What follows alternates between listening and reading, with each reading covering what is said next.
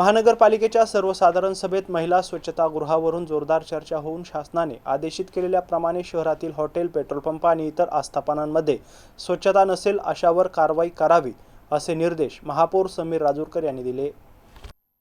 शहरातील महिला स्वच्छतागृह याविषयी नगरसेविका माधुरी अदावंत यांनी उपस्थित केला होता। त्यावर त्यांनी महानगरपालिका प्रशासनाचा उदासीन भूमिकेवर नाराजी व्यक्त केली आहे। याविषयी शहरातील महिला स्वच्छतागृहाची आवश्यकता असलेल्या स्वच्छता दुरावस्था याविषयी भाजपा नगरसेविका दया गायकवाड, सुरेखा सानप, कीर्ती शिंदे, शिल्पा वाडकर, नगरसेवक प्रमोद राठोड, राजू वैद्य, अशोक दामले आदी सदस्यांनी खेद व्यक्त करत यासाठी प्रशासन काय काय उपाययोजना राबवू शकते यावर सूचना मांडल्या। याविषयी महापौर समीर राजूरकर यांनी राज्य शासनाने नुकतेच एक आदेश दिले असून शहरातील हॉटेल, पेट्रोल पंप आणि इतर आस्थापनांमध्ये स्वच्छतागृह अनिवार्य करण्याचे आदेश दिले आहे। महानगरपालिका प्रशासनाने तात्काळ शहरातील पेट्रोल पंप, हॉटेल आणि आस्थापनांची चौकशी करून सुविधा उपलब्ध नसलेल्यांवर कारवाई करावी असे निर्देश दिले आहे।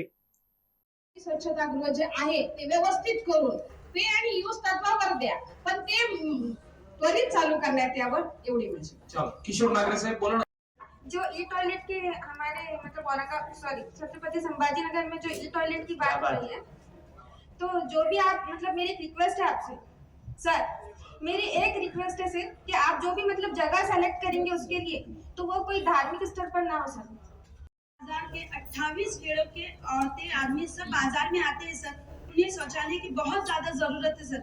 मेरा आपसे ये दरख्वास्त है सर कि आप उस शौचालय को ठीक कर दीजिए, रिपेयर कर दीजिए या फिर वहाँ पर नए शौचालय का काम शुरू कीजिए। जेंडर वाइज नहीं है आयुक्त साहेब आणि माननीय सभागृह ताईंनी आताच अतिशय छान प्रश्न मांडलाय तो, पण मला एकच म्हणायचं, जे काही महानगरपालिकेचे जे स्वच्छतागृह जे चालू आहे, जे बंद पडलेले आहे ते व्यवस्थितपणे चालू करावा आणि जे चालू आहे ते अस्वच्छ आहे त्याला स्वच्छता करण्याची विनंती करते।